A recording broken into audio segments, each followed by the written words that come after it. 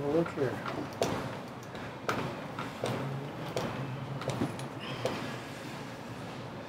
It's worth 50 points out of 500, 10 points, 10%. Okay. So the essays are worth double. Because they're a lot harder work. Okay, so we are indeed reviewing for the midterm today, which is on Thursday. Attendance is mandatory, so March 14th, we're writing it in class. I'll send out another email blast to try to remind everybody. I'm not sure if this lecture will be archived before Thursday. I certainly know that our production team will do everything they can in order to do that, but don't want to promise it. That's all from my end. However, here we have in the course modules, let me show you where it is. In week 9, we've got the midterm exam. Just a reminder, it's on March 14th. You can't take it online. But then there's the review document that we're looking at today. And as has become our habit, we review using Kahoots. So I have created Kahoot challenges for the 7 chapters that are on the midterm exam. Many of these questions in about the first 4 chapters you've already seen on the first quiz. So 5, 6, and 7 is new material. The challenges require a mobile device or Android or iOS. I don't think they'll work on a laptop. Is that true? Everyone's been trying it on a mobile device. Yeah. So if you can't use the Kahoots, contact me and we'll try to arrange an alternative way of getting the same information. The other thing is that the Kahoots will go offline at 10 a.m. on Thursday, so just before the exam. So if you're doing any last minute studying, just be aware that they'll go offline just before the exam. So, and then they won't be up afterwards. So much for the Kahoots, and there's a little informational link here about how to play them if you haven't already tried. So I suggest the best way to prepare for the exam is to study the Kahoots for sure, and then after that, there is a PowerPoint summary of the first 4 chapters in the Quiz 1 preparation doc. You could look at that, I guess, because that one actually highlights in red the PowerPoint slides that are important. I don't have that for the last 3 chapters, so kind of counting on the Kahoots. There's 40 questions on this. They're either multiple choice or true false. So each question is worth 1.25% or 1.25 points for a total of 50 points, which is, as we said, for your final grade, it's worth 10% of your final grade. Okay. And on Thursday, once you've done the midterm, there's nothing else to do. So you may have some free time towards the end of class if that's your case. Righto. So let's get going. And I'm gonna go kind of, well, there's a few general principles I want to get out there, and then I'm gonna go focusing in on, starting with chapter 5, 6, and 7, because I think 6 we never even looked at a Kahoot, and then we can go back and do the ones for 1, 2, 3, 4. Just explain it, whatever. But first thing I wanted to get out there is, my favorite triangular model of advertising-based media, in whether it's internet or broadcast. You've got the advertisers up here paying the program producers or networks as well, or syndicators. I mean, whatever it is, these are source of programming, and here we have the audience. And so it's just a reminder or a way of mapping out the idea that, advertisers pay in order to reach audiences. Audiences watch because they get free content, but they put up with the advertisements. So it just draws a little model of how so much of our media is paid for through that relationship, which continues on. Although we also have, an alternative in the subscription model where things are a little different, as we know. Where's my eraser? Okay, so that was at least one general principle just to get out there, which I don't think is in any Kahoot. Remind you of that. Okay, let's take a look at a Kahoot and also sign into one of these. So, well, there's chapter 5. Let's go for chapter 5 to start off with. So 5, I think, was about the internet. Yeah. And you could play this.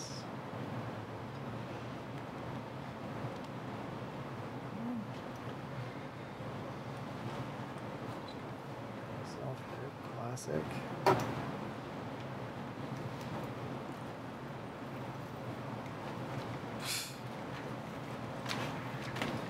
It may take me an extra 10 minutes to log in here.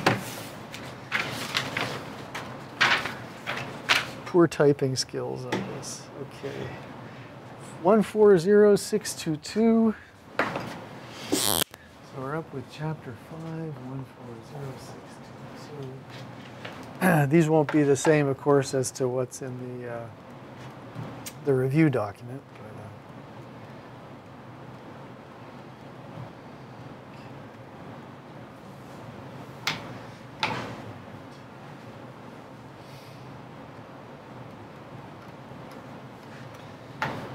Okay, here we go. Start.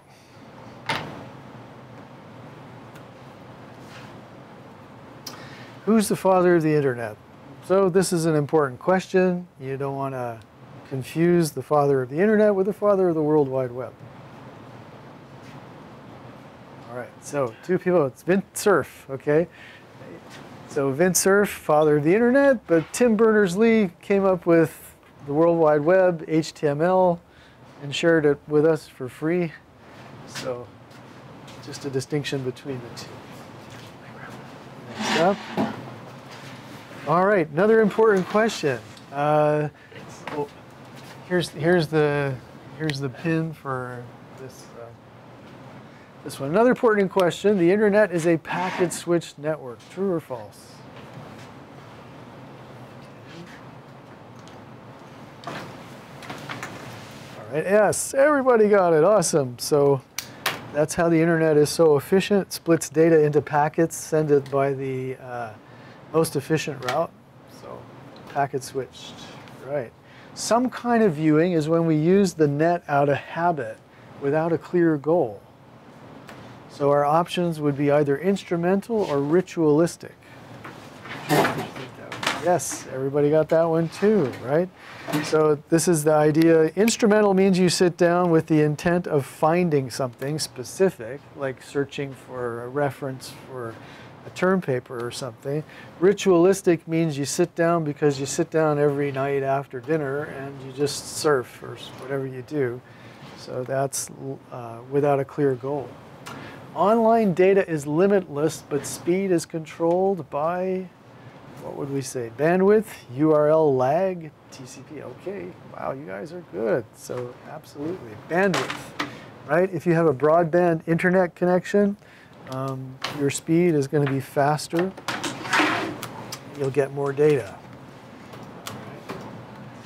What type of app helps you surf the web?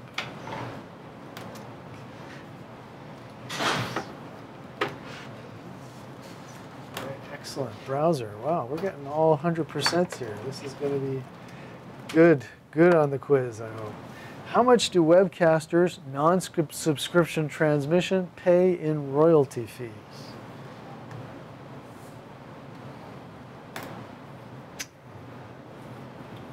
Yeah, okay, so 4 folks. So the red choice, 10% of overall annual revenue, refers to radio broadcasters.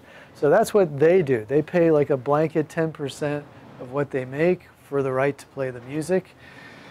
Online is considerably more complex. You're paying per stream per month to the copyright holders and the performance right holders as well.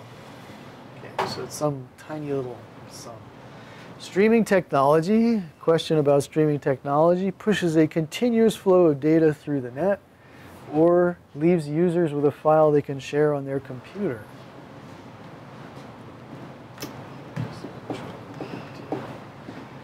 Okay, absolutely, right? So the blue choice, leaves users with a file they can share on their computer, actually refers to podcasting. So we drew, or textbook draws a distinction between streaming, which would be like YouTube, right, which requires an active internet connection, and downloads a file to you progressively, read in your browser, so that at the end of the day, you don't ever have a complete file stored on your computer unless you use an app which will store it, which is a nice thing to have sometimes, versus podcasting, which, you know, I mean, I won't cite any particular podcast, but basically a file is downloaded right onto your computer, and that file sits there, integral, whole. You can, you know, share it around afterwards, edit it if you want to, whatever it is to you. So the internet tends, I'm sorry, the industry prefers streaming because you know, it protects their files marginally better. You've got to have an app in order to store the file, get a hold of it, versus podcasting where you do download the file. It's a little less secure from their point of view. Okay. Short episodes on YouTube shows are called webisodes. All right, that is true. Absolutely. What was called a web series? Well, a single episode is called a webisode, but yeah, I guess a YouTube show would be called a web series. But an episode itself, they call them webisodes. The web is great for news because, multiple answers are possible here. It's got multimedia presentation of stories, totally reliable information, instant update of breaking news, limitless space on news websites.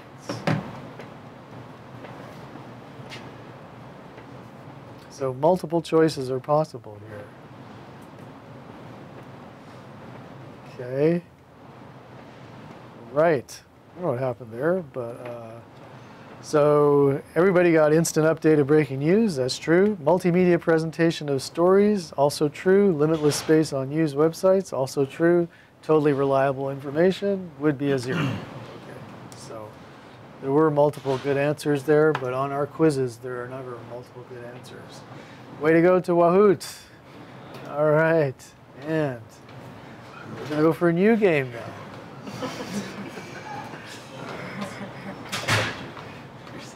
There should be more fanfare.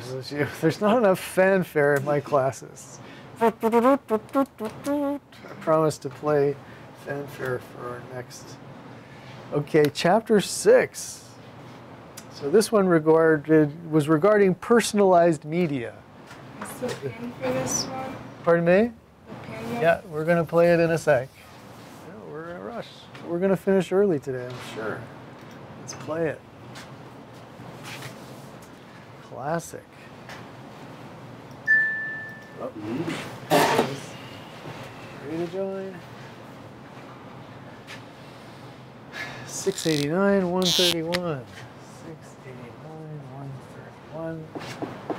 Chapter 6. Here we go.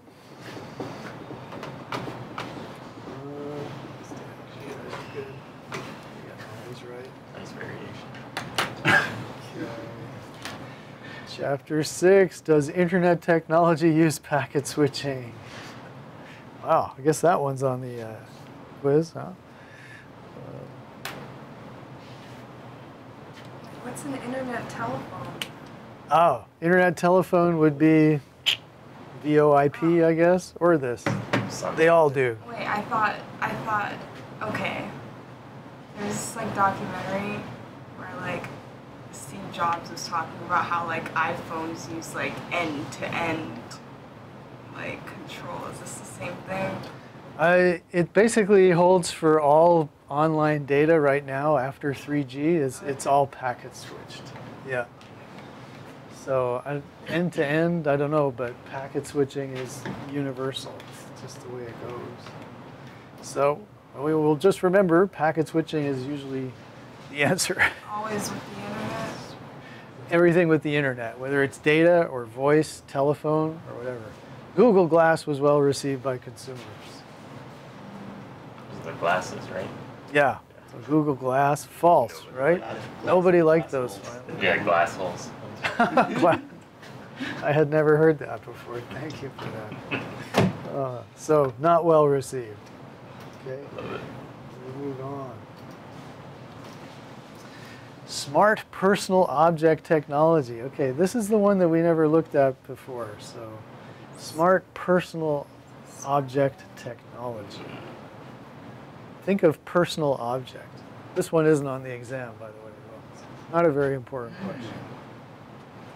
All right. So it is in the Apple Watch. So basically, smart personal object technology is a standard that Apple is trying to promote so that all of the devices that interface with your telephone will have a similar kind of interface. SPOT, smart personal object technology. For the moment, it's in the watch because the watch is the personal object that is being marketed most. But as I said, this one is this on the quiz or not? I should be quiet about that, but you know it. Okay. So consider all of these possible. Which company made the first PDA type device? Remember we watched a crazy commercial for it.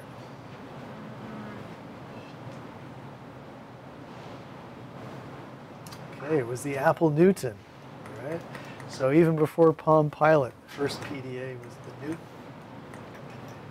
All right. Early users of the internet had to connect to the internet via modems or routers.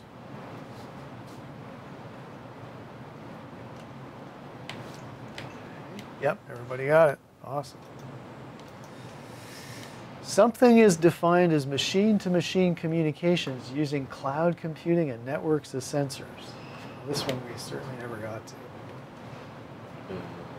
It is an important question. So it's machine-to-machine communications using cloud computing, networks of sensors. What would that most likely be? All right, the Internet of Things. So the correct answer is the Internet of Things. So let's take time to teach this. Better late than never, but it is in the chapter. So a lot of people in the discussion about 5G and all the political scares about Huawei that are going on have pointed out that 5G is, yes, it's going to be a faster standard. We'll be able to share more video or whatever else online in terms of entertainment. But the real big growing market is going to be in the Internet of Things, which is interconnecting a whole bunch of everyday devices, ranging from cars to refrigerators to the light switches in your home to the drapes or the blinds on the walls and such. All of it will be integrated into the Internet of Things. And having looked into it a little bit for the chapter, although I'm sorry, I don't know why we didn't teach it. I think it was the day that we went to the library for the reference seminar. Basically, we lost that day.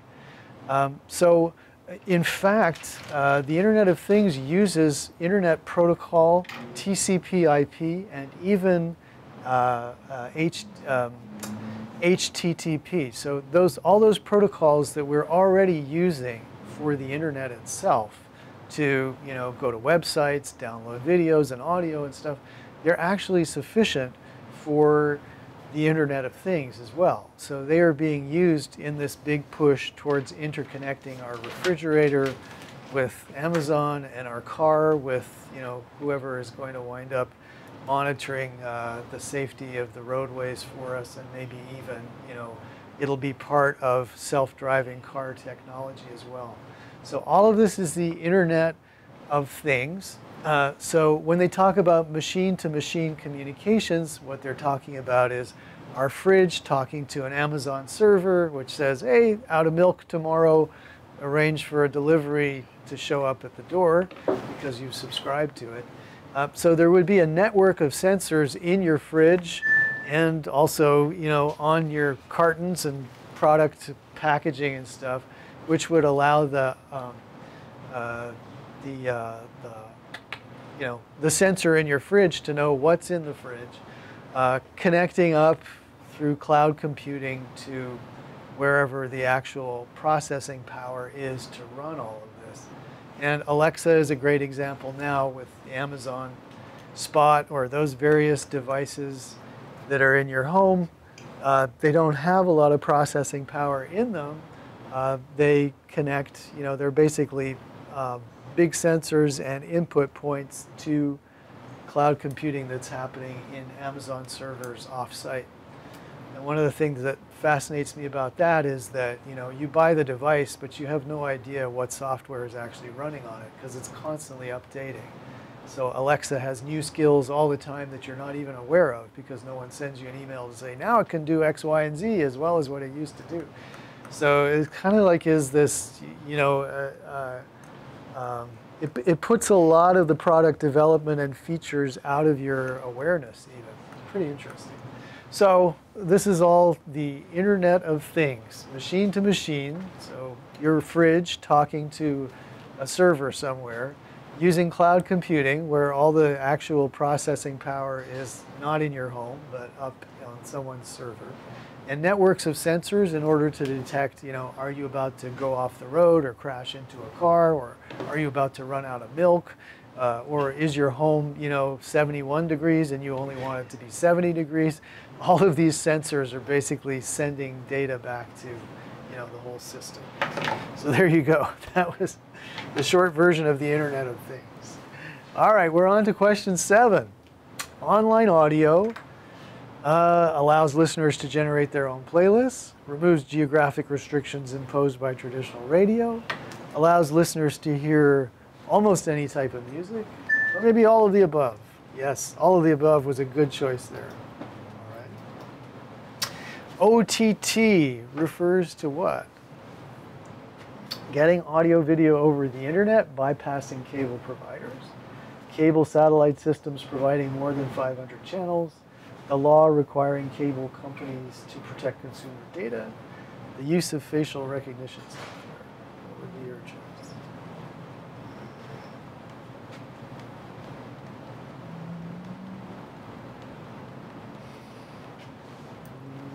Right, hey, everybody got it, right? So OTT refers to over the top. What's over the top? It's over the top of the set-top box, which means that internet signals come directly into your television. So that's what OTT is. Sling TV is an example of which of the following? So in the Sling service, you may have a cable connection like Comcast or something. Sling allows you to send that to your laptop and look at it while you're on the road in a hotel in another city if you want. So usually you couldn't take your cable access with you. Yep, everybody got it? So it's place shifting. Place shifting, or it's also an over-the-top service, right? Because it, instead of, you plug directly into a smart device. But place shifting, meaning you don't have to be in your home to take advantage of that cable connection that you were paying for. On-demand digital streaming is available through who? Netflix, Amazon, HBO Now, or just any one of those? All right, yes, everybody got it. So those are all on-demand streaming. So it's not just the name of the companies, but it's the concept of on-demand. So if you have to show up at a particular time to get a broadcast, consuming through the internet means that you can watch it anytime you want. So that's on demand. All right. Way to go, Mahout. All right, let us play a new game. And So that means we will be on to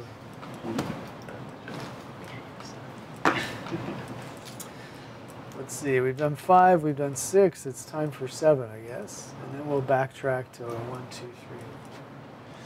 3. Okay, advertising, right? Play and classic. A lot of clicking to get to your game. No, I'm on the spot.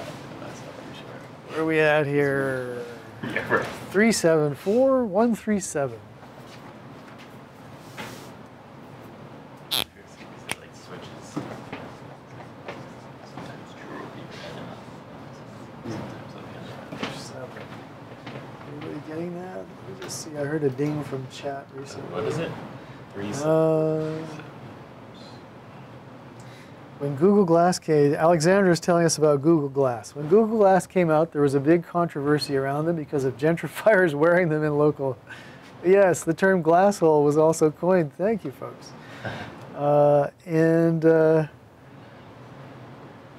Yes, Alexandra, good point. So down on the ground floor of the MUB building, there is the Byte fridge down there. I don't know if you've seen, you can get a sandwich and it charges you.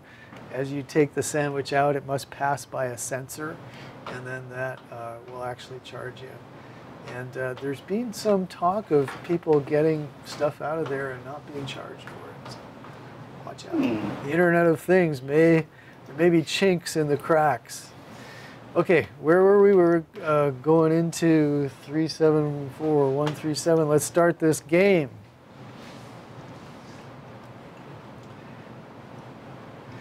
Behavioral targeting tracks users' online activity to deliver customized ads.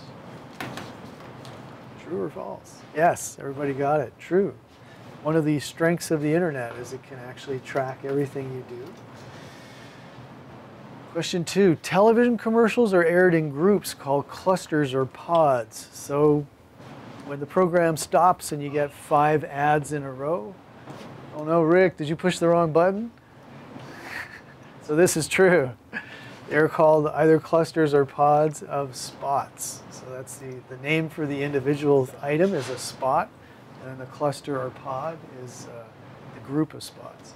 A program containing ads for a variety of products and brands is supported by spot advertising. Okay, so spot advertising means that you're going to have 10 different little ads for in the hour. So the other alternative, sponsorship, probably just the way the question was worded with, distracted you. But so a sponsorship situation would be where there's only one advertiser for the entire program. So that's the way it used to be. More cable channels can lead to what? What happens to the audience when you've got 100 channels? Increased revenue for broadcasters. By broadcasters, I mean not cable. Audience fatigue, higher ratings, audience fragmentation. Excuse me. Audience fragmentation is the right answer. So when you've got 100 different channels that people can choose from on any given night, they're not all going to watch the same 3 networks. So you had, very concentrated audiences before cable. Cable comes in, and now you've got so many options. The audience becomes much smaller for each individual channel. Product placement occurs when an audio cue highlights each appearance of the product. Careful framing of the shot so the product is in the center. Advertisements for food are placed at meal times, or companies pay to have their product featured. What would be the best answer?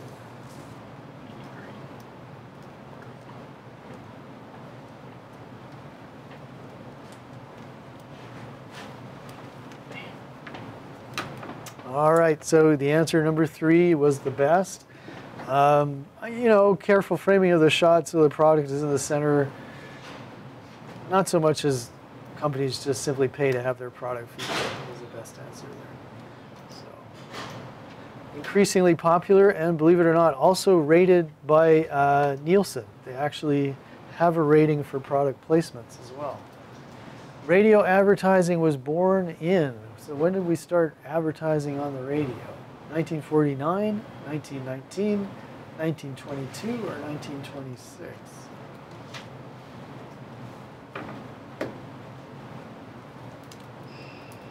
Okay, so it was actually 1922, a like 10-minute long infomercial. Okay.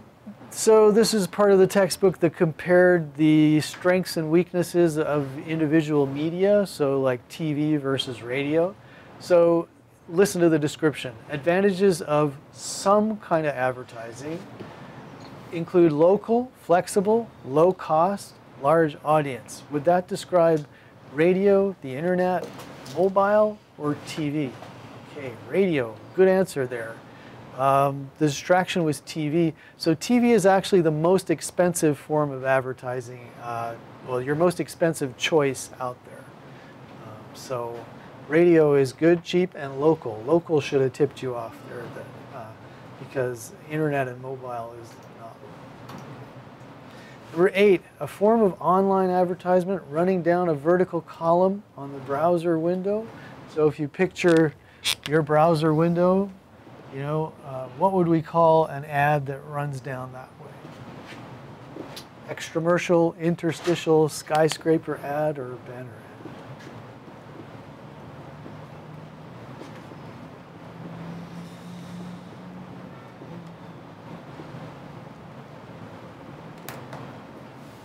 Yes, everybody got it. Skyscraper. No need to explain.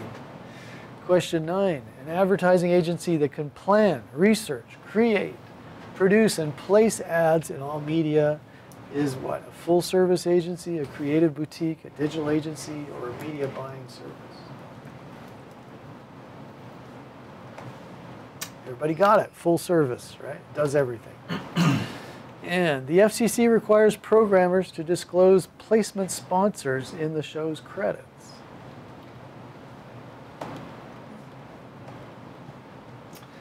So it is in fact true. If you fill your show full of iPads, you have to say that someone paid you to do it at the end of the show. See? Way to go, Jay.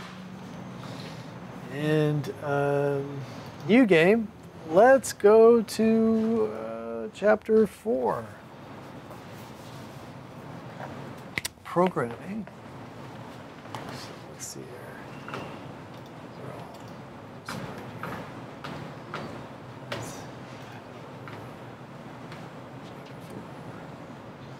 Did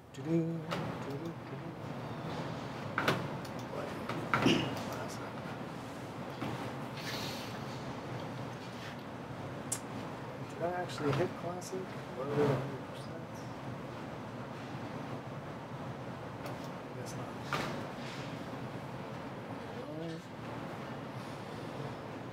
not. Our pin is 703-184.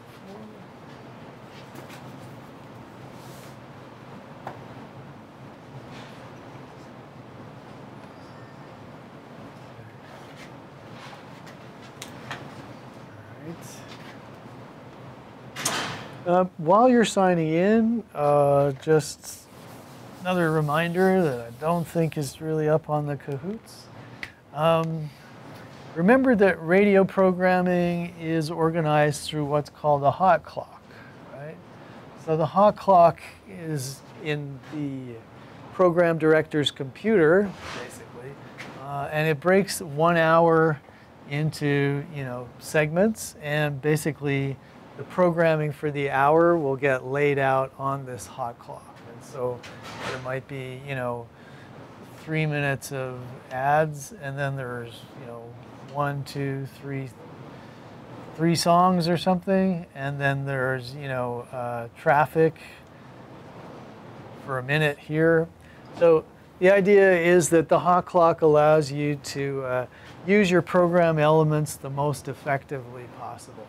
If you have a promotion or something, you want to make sure that your promotion actually pays off down here so that you can tease it all the way through so you get people listening in your first 15-minute segment, in your second, and then you finally, reward them for sticking with you in your third segment if you can. So this is called the hot clock because it looks like a clock with 60 minutes on it.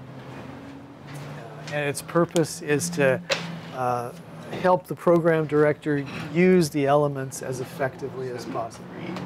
All right, here we go. Chapter 4. No. On our way. Oh, Rick, it's written up here. A network schedules a new or weak program between two strong programs. What would that be called? So another good place to draw a picture in your mind. All right, hammocking is the right answer there. Okay. So it looks like here's the low-rated program. That's why there's a dip in the middle. Okay, so for these, they're very visual, which is why I like them. A network programs places 4 situation comedies into a 2-hour time period. And what do they call that? So in other words, it's Sunday night and you got 4 comedies in a row. So that is called blocking. Okay, you create a block of programs. All right. So that is blocking. I'll just draw pictures of blocks up there. I guess we don't need it. A network programs a show so that it runs over the starting time of the next program. So what's that called? So, you know, if that's your hour, one show stops, the next one begins, but this one goes in. It's called bridging. Great, everybody got that. Fantastic.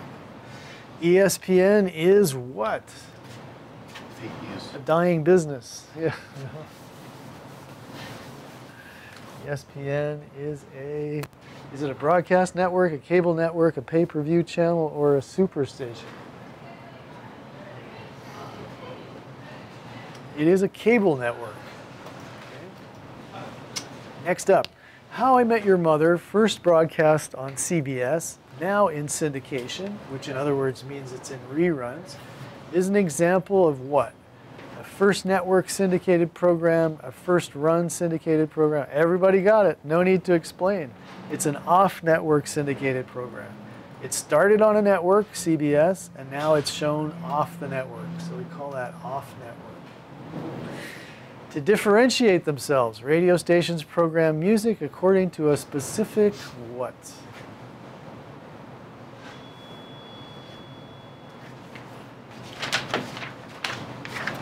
Format, way to go. A big reason radio could reinvent itself in the late 50s was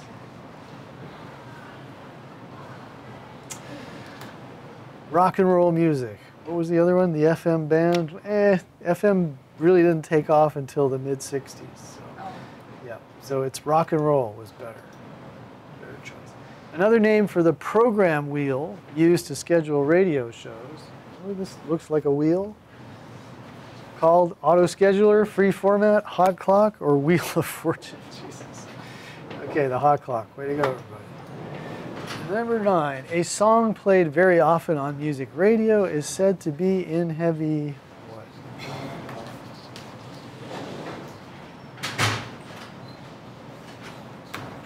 Right, heavy rotation. Excellent. Question 10. Non-commercial radio stations such as KQED get underwriting rather than advertising.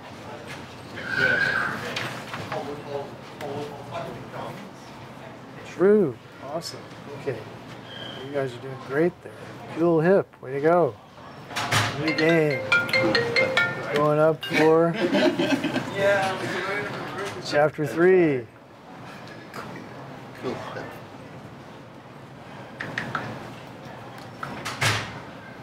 All right, let's play this one. Chapter 3.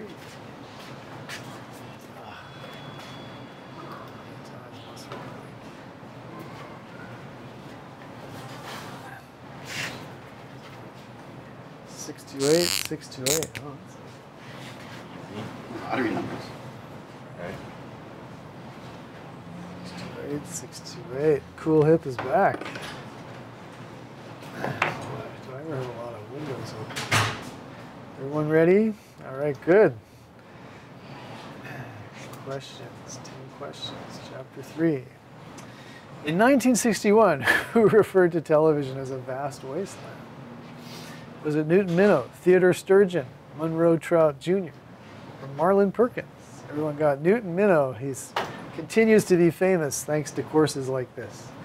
FM radio had better quality than AM. Broadcasters immediately switched over to FM. True or false? So it is false, guys. Come on. I hit false on it, right?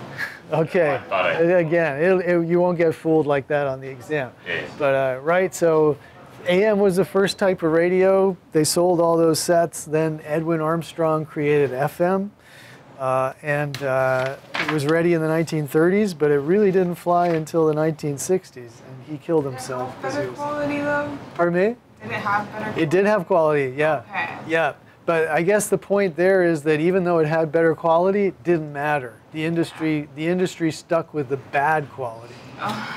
You know, which is, it's important to understand that just because something is better doesn't mean that it actually succeeds.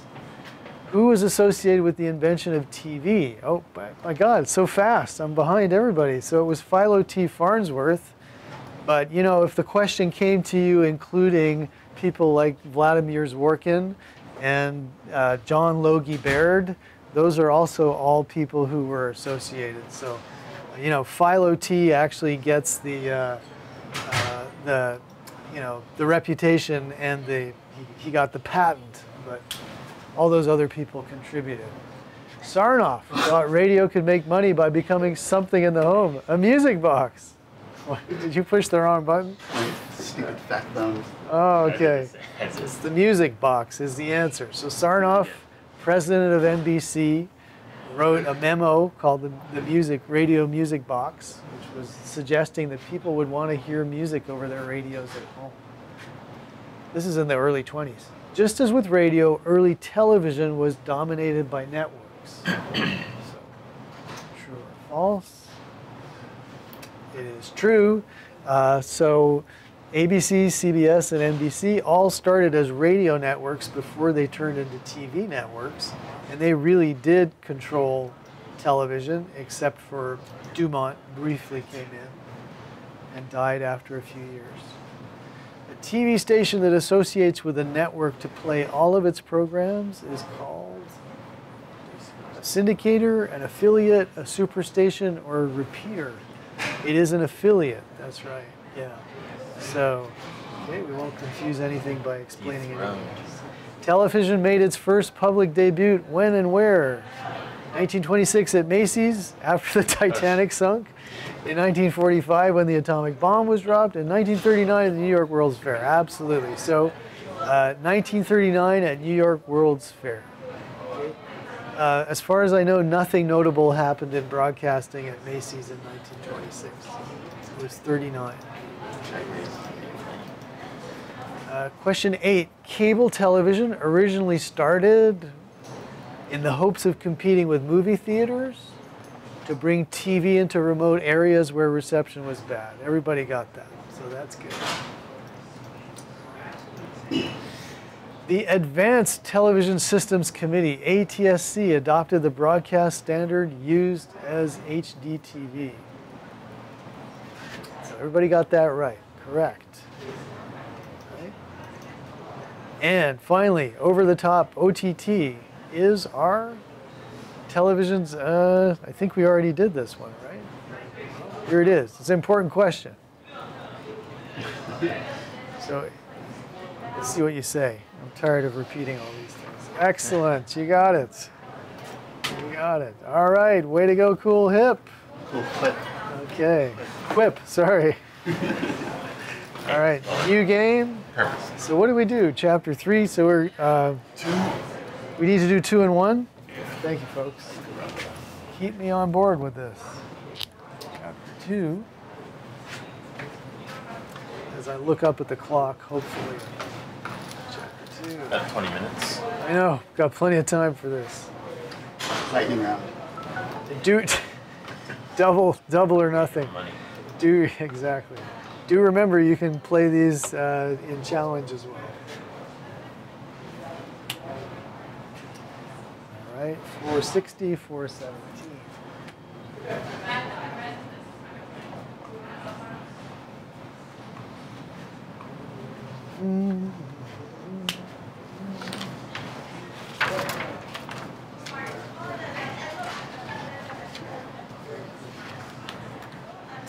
All right, go.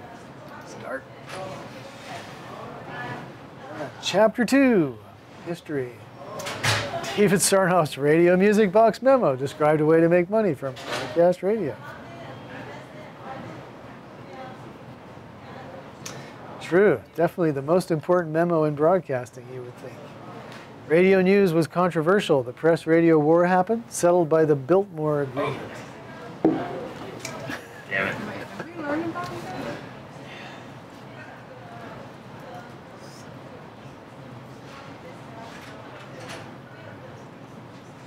All right, so there was such a thing as the press-radio war. So what that meant was newspapers were afraid that they would be hurt by radio saying the news before the newspaper had a chance to go to press.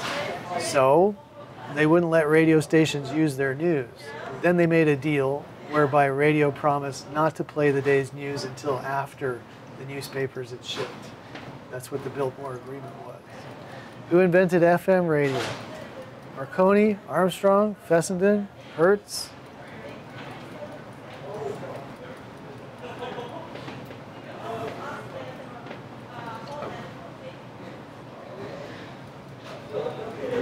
All right, so the good answer is Armstrong. Hertz was a physicist, so he didn't actually invent radio. If the question had been about AM radio, the answer would be Marconi, but Armstrong pretty much single-handedly created FM radio. 18, who proved that electromagnetic energy traveled through the air? Oops. And the answer is Hertz. I'm moving on. Whoops. The answer is Hertz, physicist. Lee DeForest, what did he invent? A bunch of things, but radio.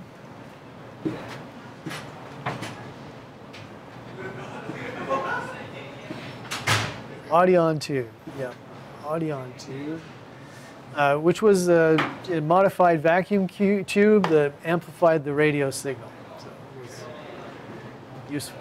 Congress has the right to regulate broadcasting because A, the airways belong to the people, B, American broadcast system is a commercial enterprise, C, early unregulated radio generated too much noise, or D, both A and C.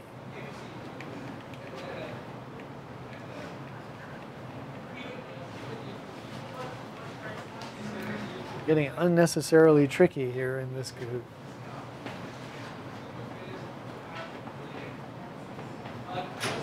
All right, so the good answer is that the airways belong to the people. 34. What we today refer to as a network was called what in the 1920s when they first started out? Shuttle broadcasting, spoke broadcasting, chain broadcasting, or none of the above? Chain broadcasting. Excellent. Prior to the Radio Act of 1927, legislation was inadequate to regulate commercial radio. All radio stations broadcast on the same frequency. Stations were encouraged to take turns broadcasting, or all of the above. Correct answer is all of the above. Ridiculous situation. Once the regulator got involved, it made a lot more sense. 31, Westinghouse was interested in broadcasting because it would improve the moral climate of wholesome entertainment, allow them to sell more radio receivers, make more money from advertising, or all of the above. So what part of the business did Westinghouse actually have?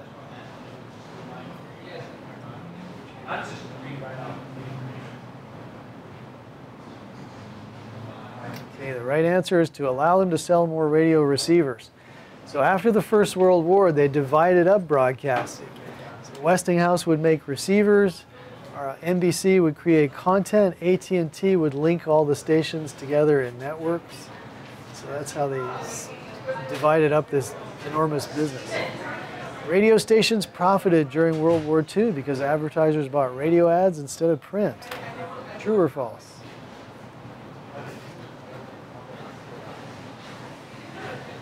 All right, true. So there wasn't enough newspaper, so the newspapers couldn't be printed in the amounts necessary, but radio was fine. So radio did great. All right, cool whip. And one more game on chapter 1.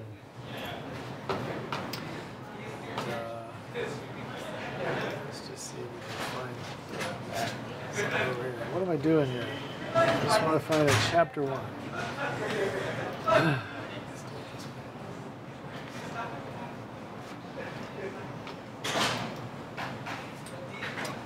All right, let's see.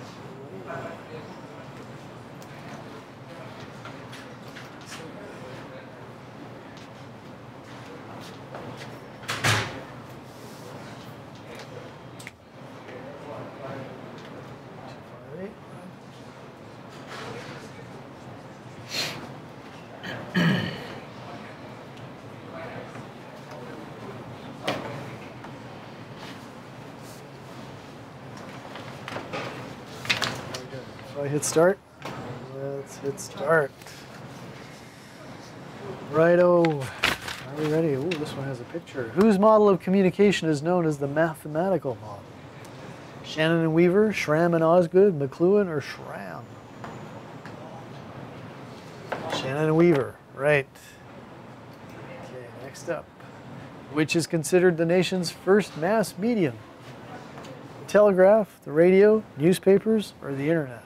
The first, right? Newspapers, excellent. Convergence happens when different types of media become the same. In other words, radio and television go together in another device. True or false? True, right? So convergence, things coming together. All right, 14. Localism doesn't matter to radio stations anymore. False. That's right. It's one of their strong points. What do you call messages that are received almost instantaneously after transmission? Synchronous? Immediated? Synchronous. Okay, so that means almost the second that someone kicks off the football game, you see it on TV. What is probably the most revolutionary innovation since the printing press? Digitization, convergence, monetizing the marketplace of ideas? Digitization, absolutely. Digital something lets stations offer multiple channels in their frequency. So this is for radio, like digital radio, but it's the same thing on TV. You got one frequency, but you can put many channels in it. True or false? What's a frequency? Frequency would be like 102.5, for instance. Oh, okay, okay. So that's, yeah. And, you know, channel 6 is actually a frequency on terrestrial TV too, but we just call it channel 6. But in radio, it's an actual frequency.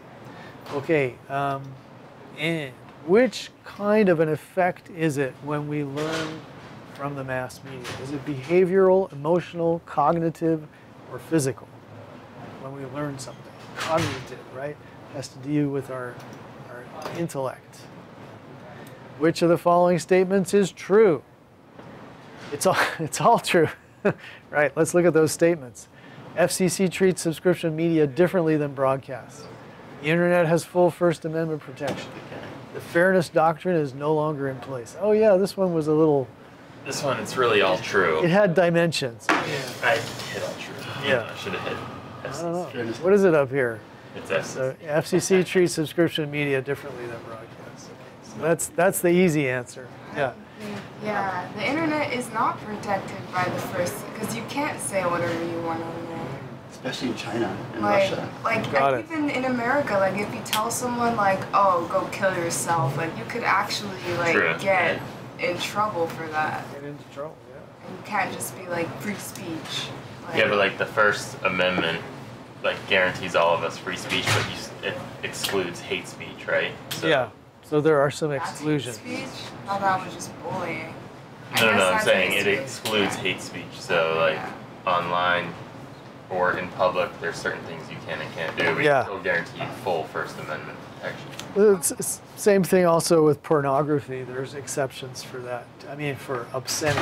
Oh, that, Not pornography, because pornography are different Right. different levels of it, I guess. But Local laws. it goes to full obscenity. Like we won't even fabulate as to what that would be, but are we done? it has been.